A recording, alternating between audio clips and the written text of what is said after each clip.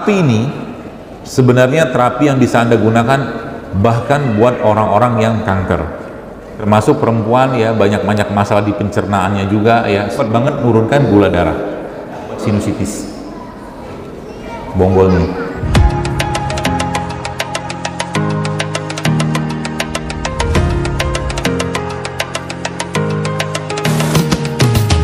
Tubuh kita ini, Bapak sekalian, kalau dibongkar, katakanlah dilihat seperti apa, maka isinya itu cuma elektron aja. Tapi sebelum masuk ke elektron, kita akan bicara gen. Gen tubuh kita itu bahan bakunya adalah asam amino. Apa asam amino? Atau mungkin bagaimana kita bisa mendapatkan asupan asam amino yang terbaik yang Allah ciptakan?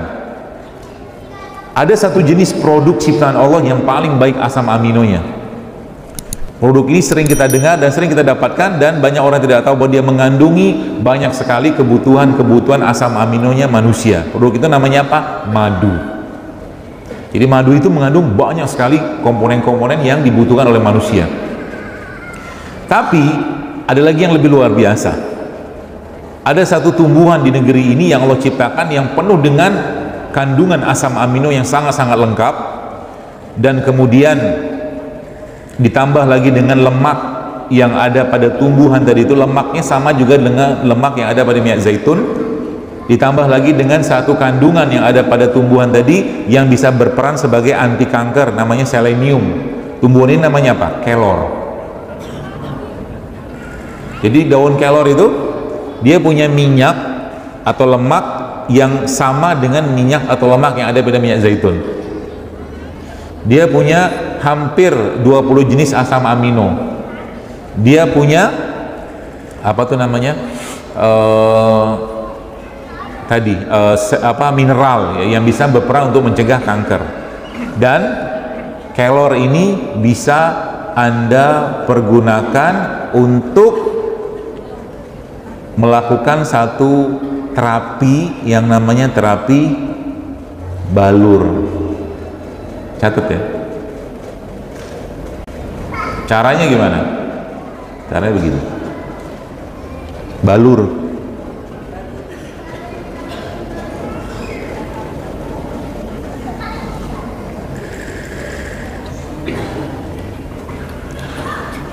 Jadi Anda ambil daun kelor. Jadi gini, bagian tubuh kita nih yang paling terpapar dengan polusi atau polutan apa? Kulit. Ya kan? Dan kulit itu dia masuk semua berbagai macam hal-hal yang polutan tadi. Caranya gimana? Caranya adalah kita membuat fermentasi menggunakan daun kelor. Ya, seperti apa caranya? Ambil daun kelor ya. Kemudian taruh dalam wadah 1 liter air yang sudah dikasih ragi. Ya, ragi atau bakteri Saccharomyces. Itu banyak yang jual. Kemudian boleh penuh, tapi berikan ruang udara juga untuk di wadah tersebut, buat ruang fermentasinya. Jadi 15 gram ragi Saccharomyces tadi, atau ragi tempe atau ragi tape, atau 3 sendok makan ragi dalam 1 liter air, rendam dalam 12 jam dalam suhu kamar biasa. Lalu daun tadi setelah 12 jam itu waktu kita masukin tadi itu direndam-rendam, diremes-remes. Kebayang ya? Terus itu dimasukkan ke dalam wadah tertutup dan terhindar dari sinar matahari sehingga proses fermentasi sempurna. Daunnya jangan kering, yang warnanya hijau yang masih banyak klorofilnya. Jadi terapi ini sebenarnya terapi yang bisa Anda gunakan bahkan buat orang-orang yang kanker. Badannya dibalur dengan kelor. Ya. Jadi itu salah satunya. Kenapa? Fermentasi ya, kelor tadi kan dia asam amino. Jadi ketika asam amino atau mungkin daun kelor tadi kita olah dengan menggunakan teknik fermentasi, ya, maka dia bisa mengikat racun yang ada pada badan kita. Berapa kali balurannya? 2-3 kali seminggu. Ya, mudah nggak? Sangat mudah. Termasuk ini juga bisa Anda lakukan pada anak-anak yang autis, bisa.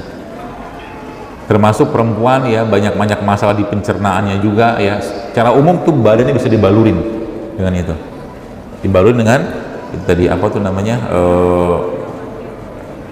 kelor tadi. Yang menariknya, vitamin C pada daun kelor itu 7 kali lebih banyak daripada jeruk, vitamin A nya 4 kali lebih banyak daripada wortel, kaliumnya 3 kali lebih banyak daripada pisang, kalsiumnya 4 kali lebih banyak daripada susu, zat besinya 3 kali lebih banyak daripada bayam, vitamin E nya 3 kali lebih banyak daripada almond, dan mengandung 46 macam antioksidan, 20 jenis asam amino, protein, dan tinggi dan kandungan klorofil. Itu kelor ya. Kalau nggak bisa bikin baluran, makan aja ya, dimakan aja kelornya. Jadi kenapa proses fermentasi itu lebih baik ya?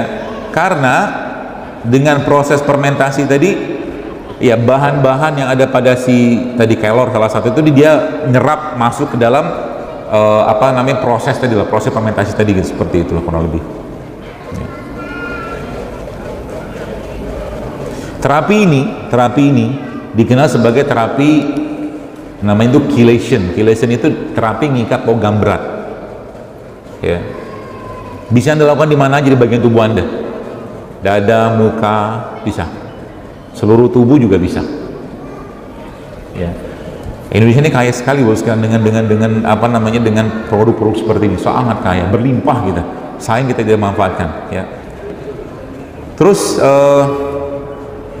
bagaimana cara kita mempertahankan mineral yang cukup dalam badan kita? Caranya adalah mulai sekarang, Bapak-Ibu sekalian, berdekatanlah atau mungkin bersahabatlah dengan mereka-mereka ini nih. Ini apa ini? Lada hitam. Jadi kalau Anda bikin, dulu sekarang ini Anda mau bikin infusan atau mungkin minuman, ini kan kalau dia kan kunyit nih. Kunyit ini kalau Anda ketemukan sama lada hitam, maka penyerapan kunyit ini akan meningkat beberapa kali lipat dengan adanya lada hitam. Baik bubuk atau butir kayak begini, masukin ke air, atau Anda hancurin juga nggak apa-apa. Ya, ini akan jadi minuman antibiotik. Ya, lada hitam ketemu dengan kunyit. Bersahabatlah dengan mereka tiap hari. Maksud saya itu Anda mulai rutin mengkonsumsi mereka dalam bentuk apapun, minuman kayak atau makanan kayak bisa ya. Nih kunyit dan lada hitam. Atau juga ini ada satu hal yang mungkin Bapak Ibu perlu pahami ya. Ini kan kayu manis nih. Kayu manis ini bos sekalian cepat sekali menurunkan gula darah. Jadi bagi Anda yang menginfus ya, atau mungkin Anda yang bikin infusan pakai kayu manis, hati-hati kalau habis minumnya keliengan. Kalau muncul keliengan, kemungkinan gula darahnya turun, karena kayu manisnya cepat banget menurunkan gula darah ya. Jadi hati-hati. Jadi kalau Anda pengen tetap bagaimana stabil ya, Anda tetap kita pengen dapatkan manfaat yang luar biasa di kayu manis dengan cara apa? Silakan direndam, tapi Anda masukin garam sedikit ke situ juga bisa ya, bisa dimasukkan garam. Itu cara paling mudah. Kemudian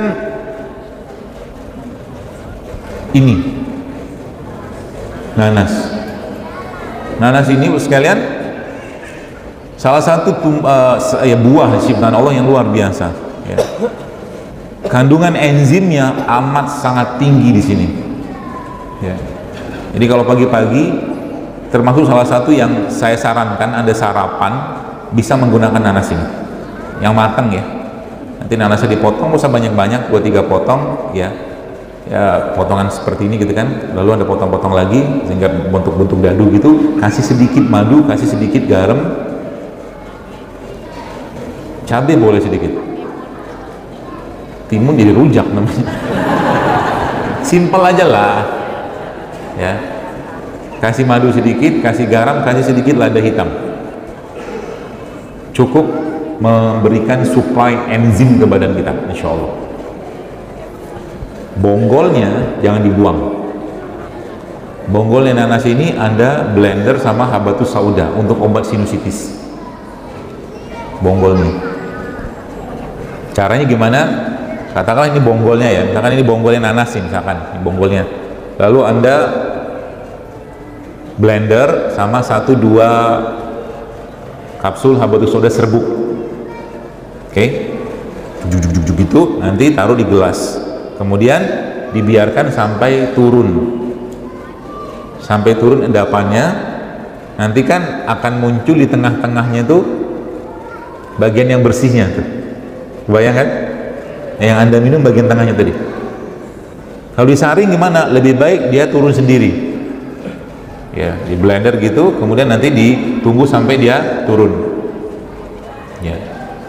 Itu salah satu obat yang baik untuk sinusitis, atau bisa digunakan juga untuk beberapa jenis alergi yang lain. Nanas ketemu dengan bonggol nanas ketemu dengan habatus sauda, bisa ya, seperti itu. Kemudian kalau saya lebih memilih untuk tidak merutinkan sesuatu, diubah aja. Kalau saya sih ya, hari ini Anda minum jeruk nipis sama madu sama garam, besok jahe, besok serai, diubah aja tiap hari ya. Lebih baik dalam jumlah yang tidak banyak ya, insya Allah akan baik buat badan kita ya. Nggak usah katakanlah misalkan tiap hari harus minum jeruk nipis. Dan termasuk juga kalau bagi Anda teman-teman sekalian yang Anda suka bikin infus dari buah, infusan dari buah itu cepat sekali juga menurunkan tensi. Jadi habis minum infusan dari buah lalu tiba-tiba badannya keliengan, stop dulu, karena bisa jadi darahnya turun. Oke, kalau darah sudah turun, apa yang harus Anda kerjakan? Anda langsung minum air madu sama garam ya. Jadi nanti ya jamaah-jamaahnya Zaidul Akbar ini di tasnya itu ada madu sama garam. Lagi pusing, ambil garam, tempel di bawah lidah ya, garam Himalaya atau garam gunung lokal juga ada, jangan garam dapur ya, seperti itu. Termasuk juga salah satu minuman stamina ya, kalau mau nyobain nanti bisa tuh menggunakan madu sama garam ya. Garam itu usah banyak-banyak, sejumlah sendok aja, sedikit aja ya, kasih madu nanti dan ditaruh di bawah lidah. Kalau lagi pas lagi kita lagi kurang tenaga, kurang madu yang agak kental, letakkan di bawah lidah, ulangi terus menerus, dia akan serap dan tubuh kita akan cepat berenerginya, bertenaganya, seperti itu.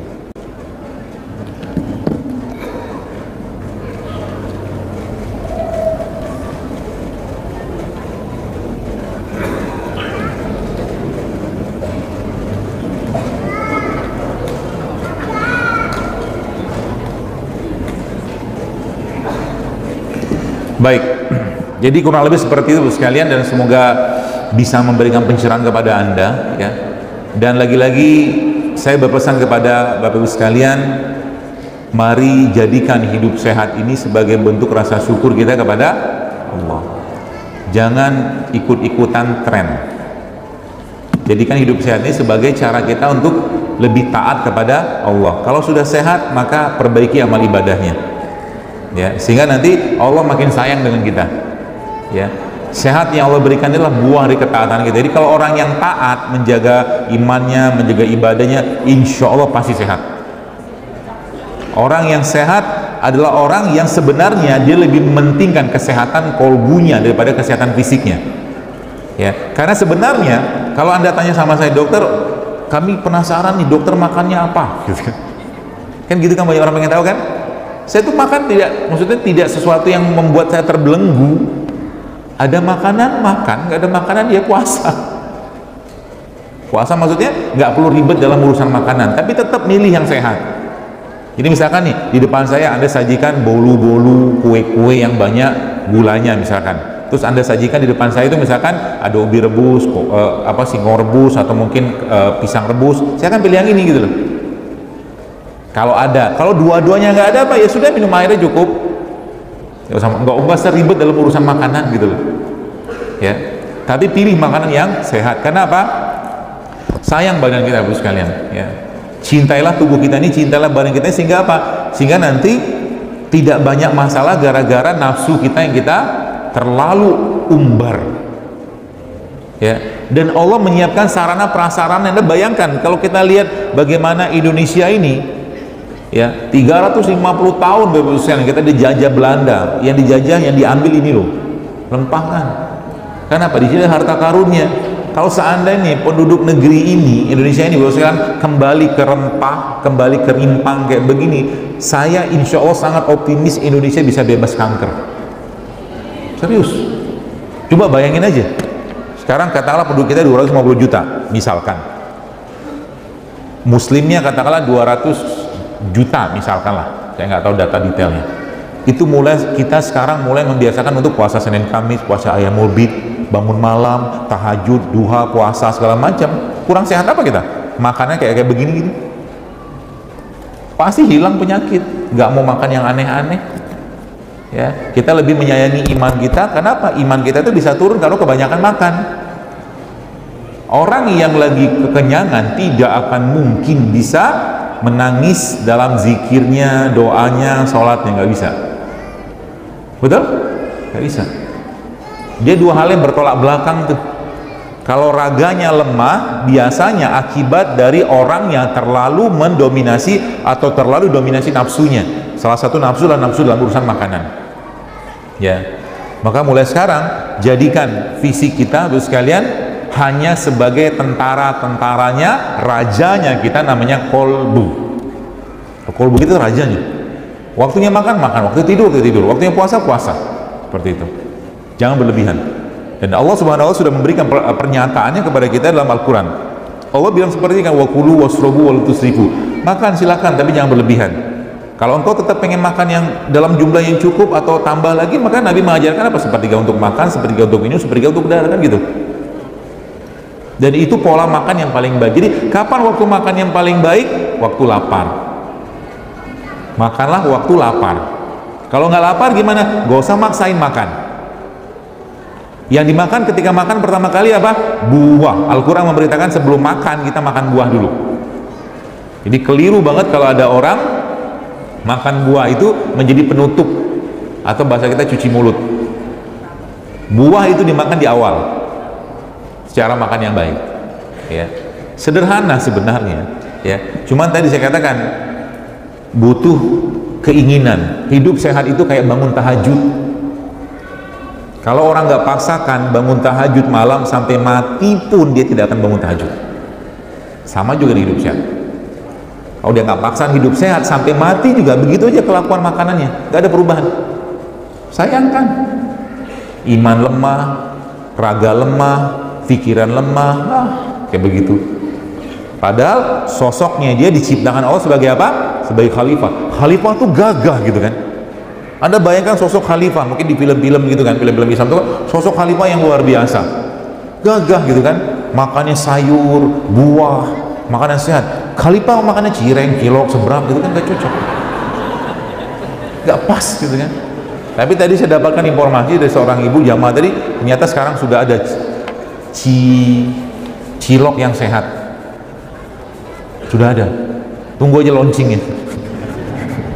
Tadi saya di sana dikasih kue kayak brownies, ya, kayak brownies, tapi ternyata bukan dari tepung, tapi dari ubi. Jadi browniesnya dari ubi, dikasih kurma, dikasih almond, dikasih kacang apa saya lupa lah. Dan itu kita dimakan sehat, nggak masalah. Gluten, non gluten dan no gula pasir. Nah, Surabaya ini belum ada restoran sehat. Betul? Kalau saya mau diajak makan bingung. Kan gitu kan? Anda juga lama-lama nanti setelah Anda mulai berperilaku hidup sehat kayak begini, terus kalian akhirnya apa? Akhirnya kita membutuhkan tempat untuk berkumpul, untuk ketemu, atau mungkin tempat untuk membeli sesuatu yang sehat gitu.